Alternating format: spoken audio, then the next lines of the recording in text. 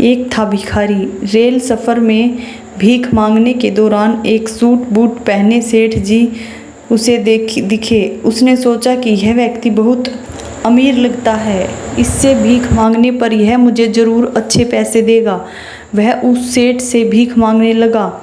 भिखारी को देखकर उस सेठ ने कहा, तुम हमेशा मांगते ही हो, क्या कभी किसी को कुछ देते भी हो? भिखारी बोला, साहब मैं तो भिखारी हूँ, हमेशा लोगों से मांगता ही रहता हूँ। मेरी इतनी औकात कहाँ कि किसी को कुछ दे सकूँ। सेठ, जब किसी को कुछ दे नहीं सकते तो तुम्हें मांगने का भी कोई हक नहीं है।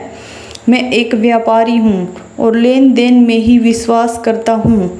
अगर तुम्हारे पास मुझे कुछ देने को हो तो तभी मैं तुम्हें बदले में कुछ दे सकता हूँ।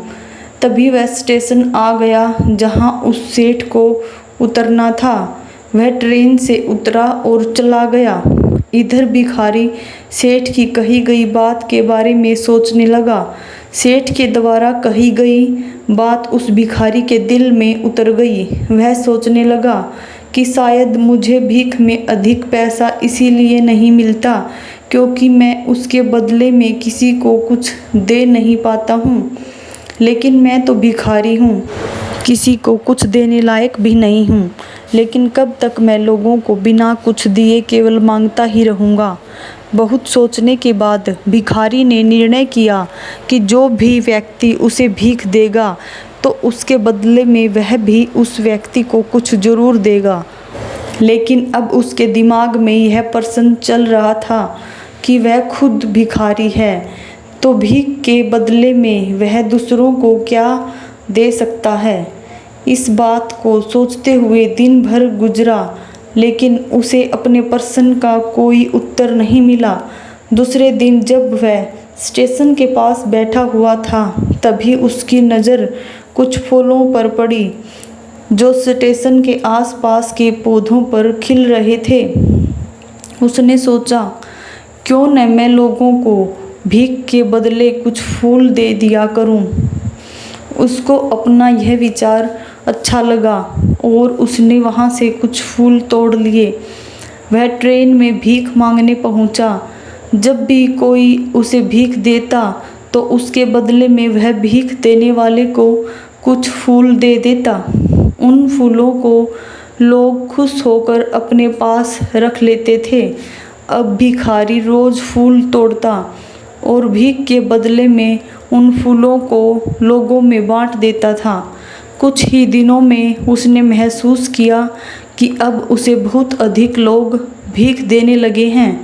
वह स्टेशन के पास के सभी फूलों को तोड़ लाता था। जब तक उसके पास फूल रहते थे तब तक उसे बहुत से लोग भीख देते थे। लेकिन जब फूल बांटते बांटते ख़त्म हो जाते तो उसे भीख भी नहीं मिलती थी। अब रोज़ ऐसा ही चलता रहा। एक दिन जब वह भीख मांग रहा था तो उसने देखा कि वही सेठ ट्रेन में बैठे हैं जिसकी वजह से उसे भीख के बदले फूल देने की प्रेरणा मिली थी। वह तुरंत उस व्यक्ति के पास पहुंच गया और भीख मांगते हुए बोला, आज मेरे पास आपको देने के लिए कुछ फूल हैं, आप मुझे भीख दीजिए, बदले में मैं आपको कुछ फूल दूंगा। सेठ ने उसे भीख के रूप में कुछ पैसे दे दिए और भिखारी ने कुछ फूल उसे दे दिए। उस सेठ को यह बात बहुत पसंद आई। सेठ, वाह क्या बात है, आज तुम भी मेरी तरह एक व्यापारी बन गए हो। इतना कहकर फूल लेकर वह सेठ स्टेशन पर उतर गया। लेकिन उस सेठ द्वारा कही गई बात एक बार फिर से उस भिखारी के दिल में उतर गई। वह बार बार उस सेठ के द्वारा कही गई बात के बारे में सोचने लगा और बहुत खुश होने लगा। उसकी आंखें अब चमकने लगी। उसे लगने लगा कि अब उसके हाथ सफलता की वह चाबी लग गई है जिसके द्वारा वह अपने जीवन को बदल सकता है। वह तुरंत ट्रेन से नीचे उतरा और उत्साहित होकर बहुत तेज आवाज़ में ऊपर आसमान की ओर देखकर बोला, मैं भिखारी नहीं हूँ, मैं तो एक व्यापारी हूँ। मैं भी उस सेठ जैसा बन सकता हूँ, मैं भी अमीर बन सकता हूँ। लोगों ने उसे देखा तो सोचा कि शायद यह भिखारी पागल हो गया है।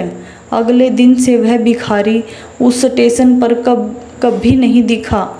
1 वर्ष बाद इसी स्टेशन पर 2 व्यक्ति सूट बूट पहने हुए यात्रा कर रहे थे।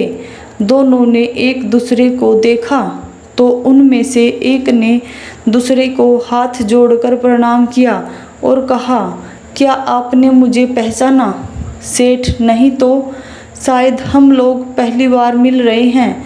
भिखारी, सेठ जी आप याद कीजिए, हम पहली बार नहीं बल्कि तीसरी बार मिल रहे हैं।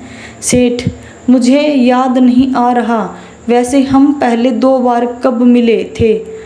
मैं अब पहला व्यक्ति मुस्कुराया और बोला, हम पहले भी 2 बार इसी ट्रेन में मिले थे। मैं वही भिखारी हूँ जिसको आपने पहली मुलाकात में बताया कि मुझे जीवन में क्या करना चाहिए और दूसरी मुलाकात में बताया कि मैं वास्तव में कौन हूँ। नतीजा यह निकला कि आज मैं फूलों का एक बहुत बड़ा व्यापारी और इसी व्यापार के काम से दूसरे शहर जा रहा हूँ। आपने मुझे पहली मुलाकात में प्रकृति का नियम बताया था, जिसके अनुसार हमें तभी कुछ मिलता है जब हम कुछ देते हैं। लेन देन का यह नियम वास्तव में काम करता है। मैंने यह बहुत अच्छी तरह महसूस किया है, लेकिन मैं खुद को हमेशा भिखारी ही समझता रहा। इससे ऊपर उठकर मैंने कभी सोचा ही नहीं था। और जब आपसे मेरी दूसरी मुलाकात हुई तब आपने मुझे बताया कि मैं अब व्यापारी बन चुका हूँ। अब मैं समझ चुका था कि मैं वास्तव में एक भिखारी नहीं बल्कि व्यापारी बन चुका हूँ। भिखारी ने स्वयं को जब तक भिखारी समझा वह भिखारी रहा। उसने स्वयं को व्यापारी मान लिया तो व्यापारी बन गया। इसी प्रकार जिस दिन हम समझ लेंगे कि मैं तो वही हूँ, फिर जानने समझने को रह ही क्या गया। हमेशा इंसान जीवन में कुछ भी कर सकता है। वीडियो देखने के लिए धन्यवाद। Please subscribe channel.